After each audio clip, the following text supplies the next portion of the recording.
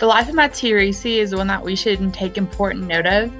Ricci accomplished many things throughout his lifetime, mainly expanding between 1583 to 1610, right before his death.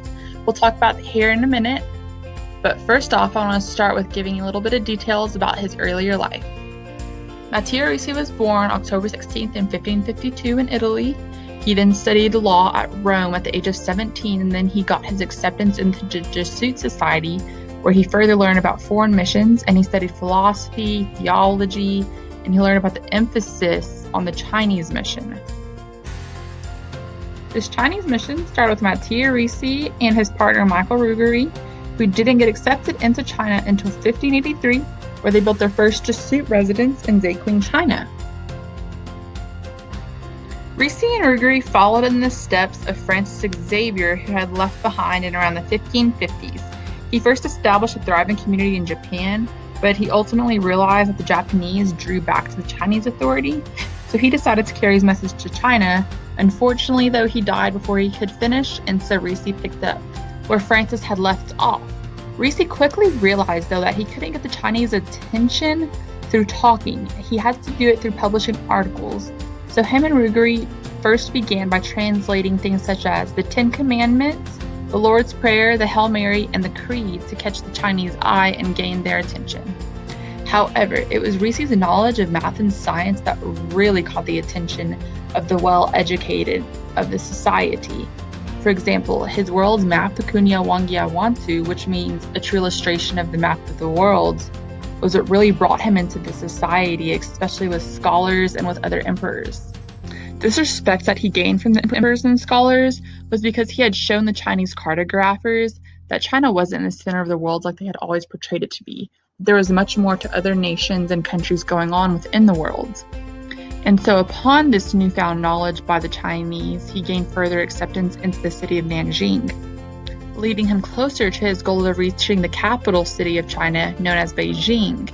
This is where he accomplished most of his goals, such as his published book of The True Meaning of the Lord of Heaven, where he has a discussion between a Chinese scholar who explains their Buddhist beliefs, and then Ricci backs up his Christianity and Catholicism as well.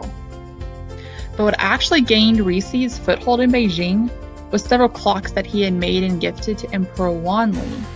Wanli was really interested in these clocks, as well as Ricci's maps, which Wanli had published, printed, and then posted throughout his palace in Beijing.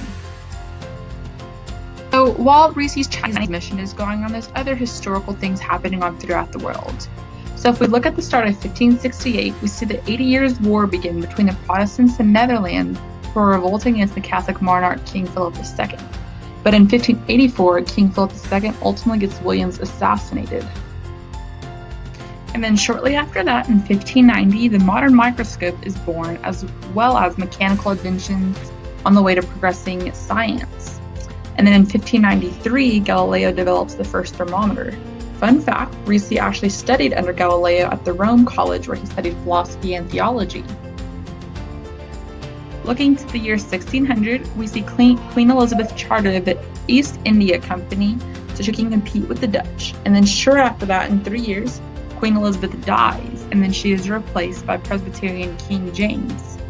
King James translates the official Bible, which we know of today, as the authorized King James Bible. So while all this is going on historically at the world, we are ultimately seeing Protestants, priests, Jesuits, scholars, kind of a religious warfare going on. So now we're left with the question, why is this even important to history at all? Why does Ricci have such a great hold on history and so much importance to his name? Not only did Ricci introduce Christianity to China, but he was the first scholar to introduce Chinese learning to the West. You could even say that he laid the foundation for European sinology.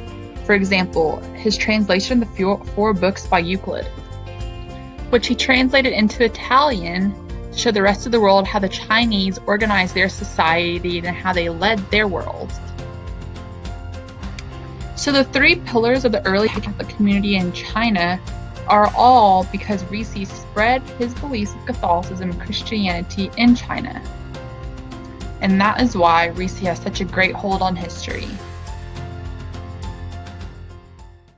created using Powtoon.